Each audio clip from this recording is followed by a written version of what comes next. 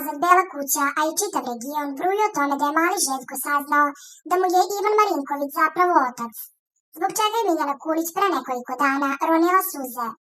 Naime, kako su pričali, Ivan je poslao paketić svom sinu, a kada je Željko pitao Mariju od koga je, ona je rekla da je od njegovog tate, na šta je mali Željko imao pitanje, ili od mog tate Ivana.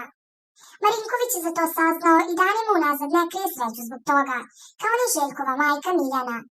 Ovim povodom stupili smo u kontakt sa Jelenom Ilić, Ivanovom devojkom, koja je za Pinkeres otkrila svoje utiske o svemu ovome.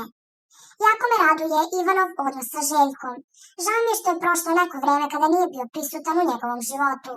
Prosto, Ivan je bio čovek koji se borio sa ozbiljnim porokom i nije ni bio svestan koliko svojim ponašanjem kvari odnos sa najmilijima. A eto sa Željkom remeti da se ostvari. Hvala Bogu pa je sad sve odlično, sve se menja i ide na bolje, a Ivan se ponaša sjajno, vrlo je stabilan u svim odnosima. Ja sam srećna i zadovoljna što je čovek koga volim konačno ispravio neke svoje životne greške. Uvek sam govorila da su to jako bitne stvari i ponosna sam na njega i na promene u našem zajedničkom životu, zaključila je Jelena.